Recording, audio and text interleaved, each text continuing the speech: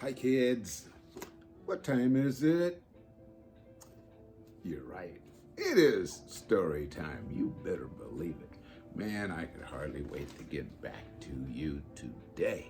Hey, as I told you before, we're going to start something new. I've got this chapter book. It's called Wonder. As we mentioned, it's about a young boy. He's ordinary in all ways except he has an unusual face. He's different in that way. Other than that, he's the same as all little kids his age. Hey, as we go through this book, I got an idea. Try to imagine yourself in his position, that there's something different about you and how you would feel about the way people treat you, the way they look when they see you. Or imagine yourself as one of the other kid characters in this book and how you react when you see somebody different. Hey, that's an idea. Okay, let's start the book, Wonder, written by R.J. Palacio. Before I go, before I start, just want to say, I intend to read these like in 15-minute segments. We'll call them 15-minute episodes, so you know about how long this is going to be. So maybe you might want to time this viewing for a bedtime story or something, huh? So we'll do that until we finish the book. We'll see how far we can get in the next 15 minutes. All right.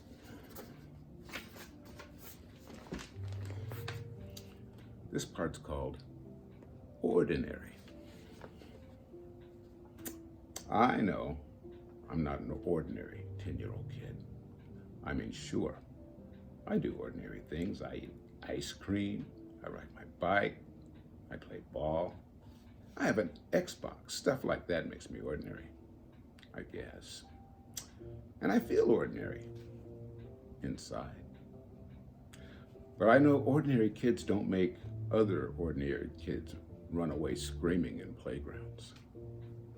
I know ordinary kids don't get stared at wherever they go. If I found a magic lamp and I could have one wish, I wish I had a normal face that no one ever noticed at all. I would wish that I could walk down the street without people seeing me and then doing that look away thing. Here's what I think. The only reason I'm not ordinary is that no one else sees me that way. But I'm kind of used to how I look by now. I know how to pretend that I don't see the faces people make. We've all gotten pretty good at that sort of thing. Me, Mom and Dad, Via. Actually, I take that back. Via is not so good at it. She can get pretty annoyed when people do something rude. Like, for instance, one time in a playground, some older kids made some noises. I didn't even know what the noises were exactly because I didn't hear them for myself. But Via heard, and she just started yelling at the kids. That's the way she is. See, I'm not that way. Via doesn't see me as ordinary. She says she does, but if I were ordinary, she wouldn't feel that she needed to protect me as much. And Mom and Dad don't see me as ordinary either. They see me as extraordinary. I think the only person in the world who realizes how ordinary I am is me. My name is August, by the way. I won't describe what I look like, but whatever you're thinking, it's probably worse. This part's called Why I Didn't Go to School. Next week, I start the 5th grade. Since I've never been to a real school before, I'm pretty much totally and completely petrified. People think I haven't gone to school because of the way I look. But it's not that. It's because of all the surgeries I've had. 27 since I was born. The bigger ones happened before I was even 4 years old, so I don't remember those. But I've had 2 or 3 surgeries every year since, some big, some small. And because I'm little for my age, I I have some other medical mysteries that the doctors never really figured out. I used to get sick a lot. That's why my parents decided it was better if I didn't go to school. I'm much stronger now, though. The last surgery I had was 8 months ago, and I probably won't have any more for another couple of years. Mom homeschools me. She used to be a children's book illustrator. She draws really great fairies and mermaids. Her boy stuff isn't so hot, though. She once tried to draw me a Darth Vader, but it ended up looking like some weird mushroom-shaped robot. I haven't seen her draw anything in a long time. I think she's too busy taking care of me and Via. I can't say I always wanted to go to school because that wouldn't be exactly true. What I wanted was to go to school, but only if I could be like other kids going to school. Have lots of friends and hang out after school and stuff like that. I have a few really good friends now. Christopher is my best friend, followed by Zachary and Alex. We've known each other since we were babies, and since they've always known me the way I am, they're used to me. When we were little, we used to have play dates all the time. But then Christopher moved to Bridgeport in Connecticut. That's more than an hour away from where I live in North River Heights, which is at the tip of Manhattan. And Zachary and Alex started going to school. It's funny. Even though Christopher is the one that moved away, I see him more than I see Zachary and Alex. They have all these new friends now. If we bump into each other on the street, they're still nice to me, though. They always say hello. I have other friends, too, but not as good as Christopher and Zach and Alex were. For instance, Zach and Alex always invited me to their birthday parties when they were little, but Joel and Emma and Gabe never did. Emma invited me once, but I haven't seen her in a long time. And of course, I always go to Christopher's birthday. Maybe I'm making too big a deal about birthday parties. This part is called How I Came to Life. I like when Mom tells this story because it makes me laugh so much. It's not funny in the way a joke is funny, but when Mom tells it, Via and I just start cracking up. So, when I was in my mom's stomach, no one had any idea I would come out looking the way I look. Mom had had Via 4 years before, and that had been such a walk in the park, Mom's expression, that there was no reason to run any special tests. But about 2 months before I was born, the doctors realized that something was wrong with my face. But they didn't think it was going to be bad. They told Mom and Dad I had a cleft palate and some other stuff going on. They called it small anomalies. There were 2 nurses in the delivery room the night that I was born. One was very nice and sweet. The other one, Mom said, did not seem at all nice or sweet. She had very big arms, and here comes the funny part. She kept farting.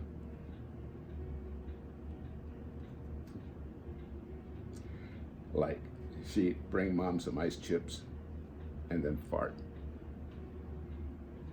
She'd check Mom's blood pressure and fart. Mom says it was unbelievable because this nurse never even said, "Excuse me." Meanwhile, Mom's regular doctor wasn't on duty that night, so Mom got stuck with this cranky kid doctor that she and Dad nicknamed Doogie after some old TV show or something. They didn't exactly call him that to his face. But Mom says that even though everyone in the room was kind of grumpy, Dad kept making her laugh all night long. When I came out of Mom's stomach, she said the whole room got very quiet. Mom didn't even get a chance to look at me because the nice nurse immediately rushed me out of the room. Dad was in such a hurry to follow her that he dropped the video camera and it broke in a million pieces. And then Mom got very upset and tried to get up out of the bed to see where they were going. But the farting nurse put her very big arms on Mom to keep her down on the bed. They were practically fighting because Mom was hysterical and the farting nurse was yelling at her to stay calm. And then they were both starting to scream for the doctor. But guess what? He had fainted right on the floor. So when the farting nurse saw that he had fainted, she turned, pushing him with her foot to get him to wake up, yelling at him the whole time, "What kind of doctor are you? What kind of doctor are you? Get up, get up!"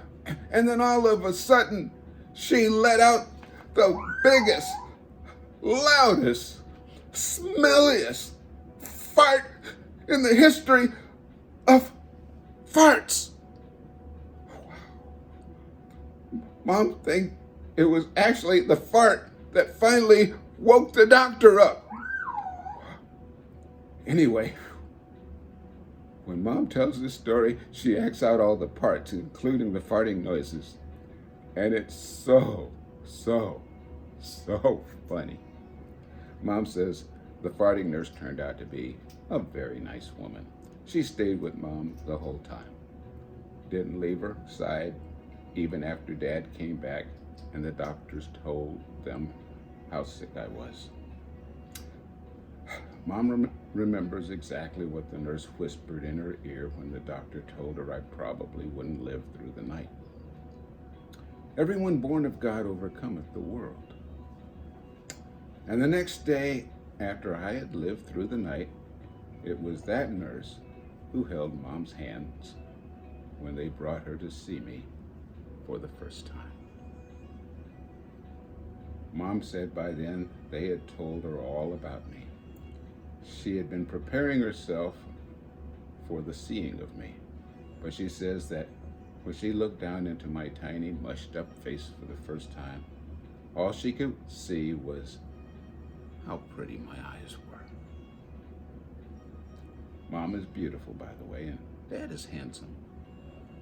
Via is pretty, in case you were wondering.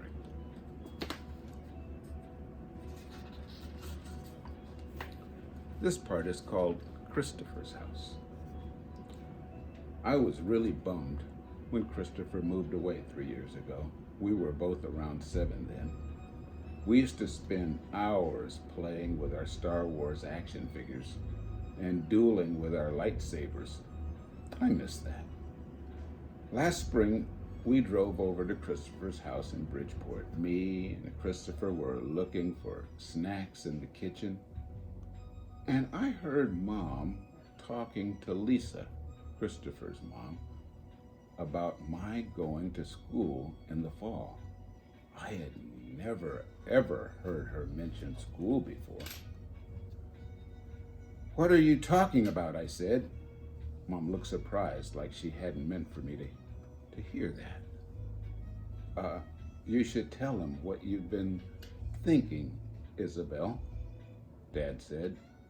He was on the other side of the living room, talking to Christopher's dad. "We should talk about this later," Mom said.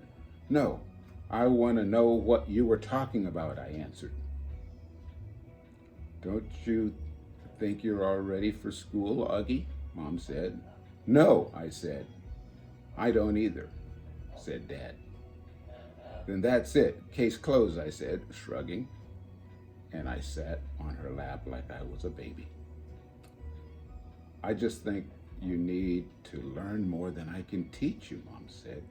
"I mean, come on, Augie. You know how bad I am at fractions." What school? I said. I already felt like crying. Beecher Prep, right by us. Wow, that's a great school, Augie, said Lisa, patting my knee. Why not Via School? I said. That's too big, Mom answered. I don't think that would be a good fit for you. I don't want to, I said. I admit I made my voice sound like a little babyish. You don't have to do anything you don't want, Dad said, coming over and lifting me out of Mom's lap. He carried me over to sit me on his lap on the other side of the sofa. We won't make you do anything you don't want to do.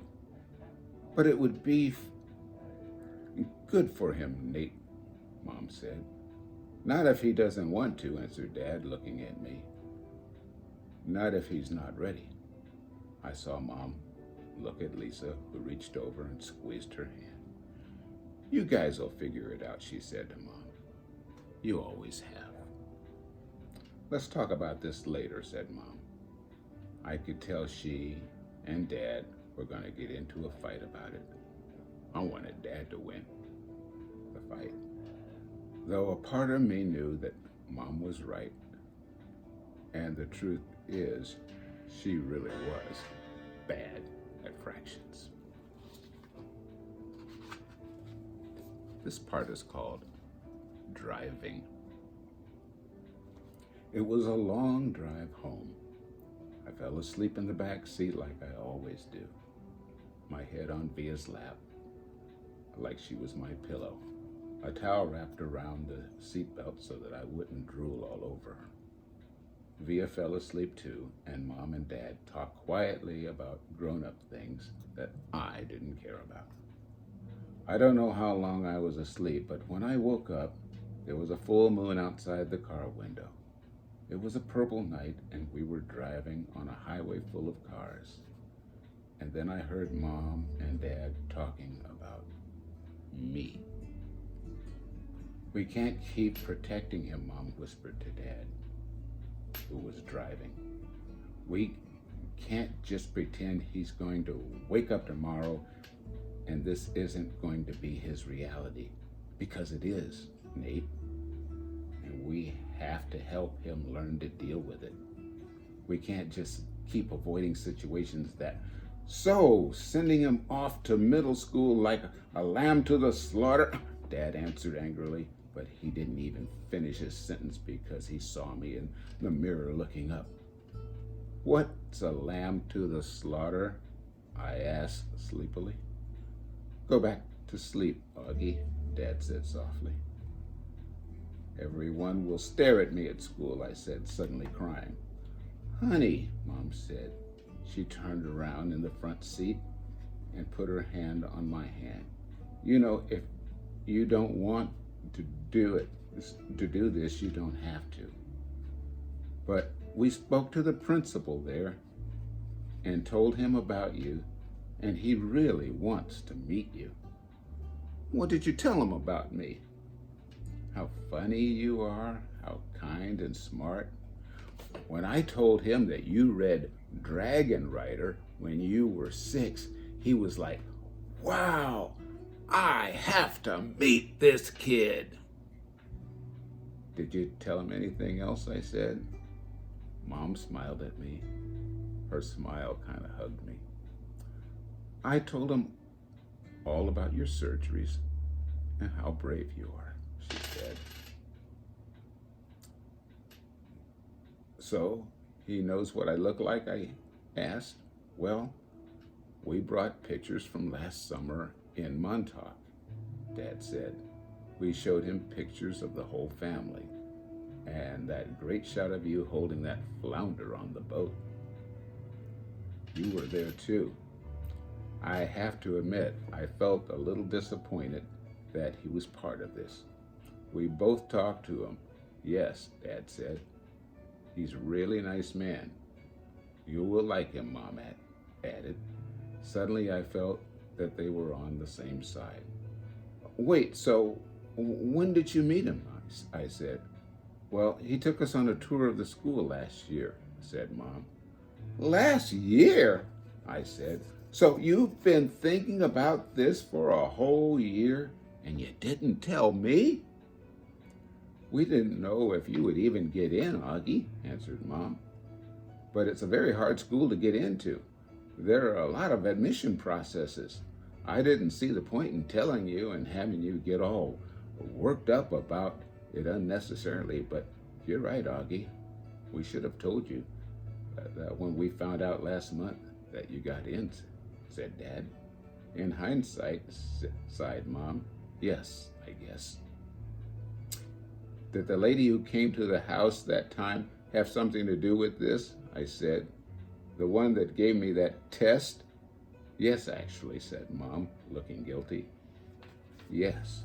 You told me it was an IQ test, I said.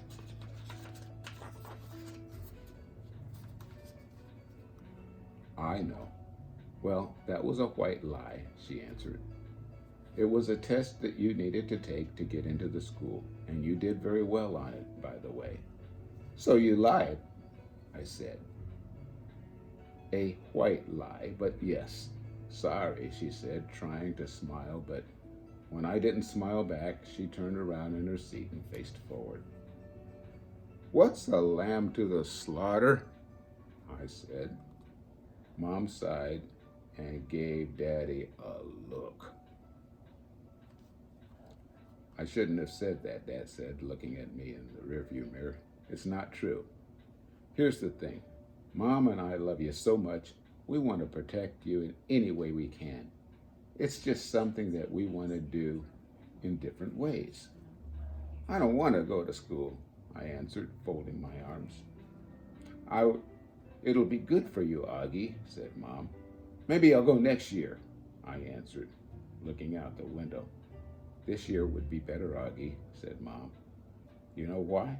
Because you'll be going into the 5th grade, and that's the first year of middle school.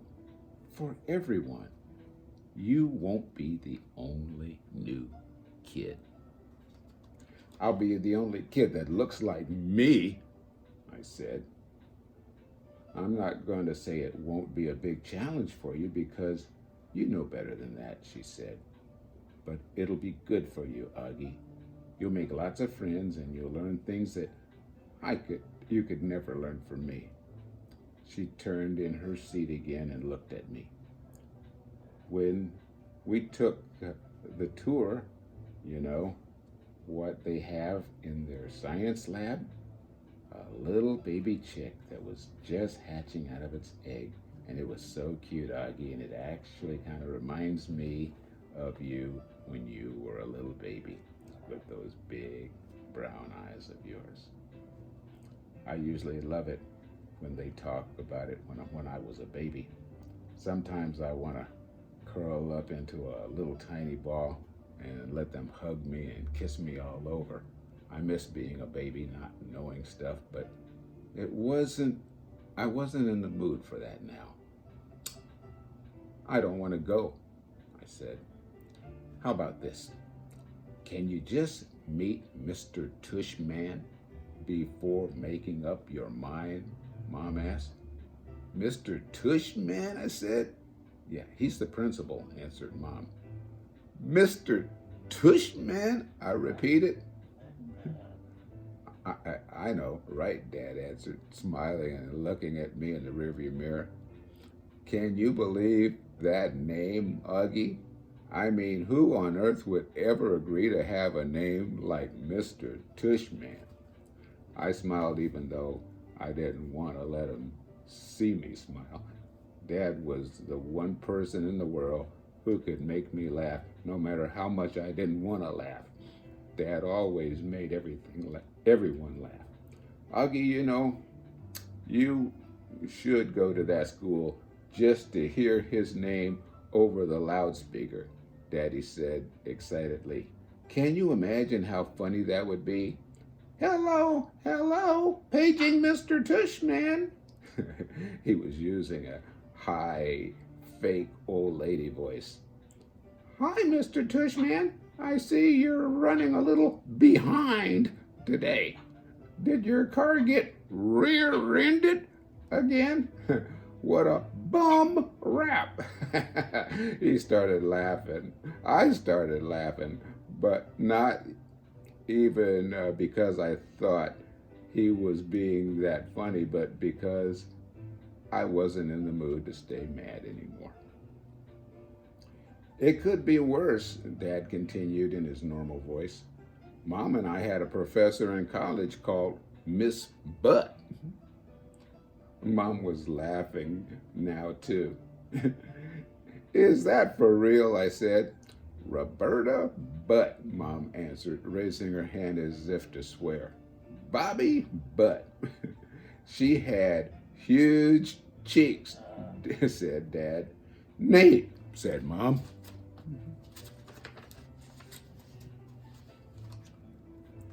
What?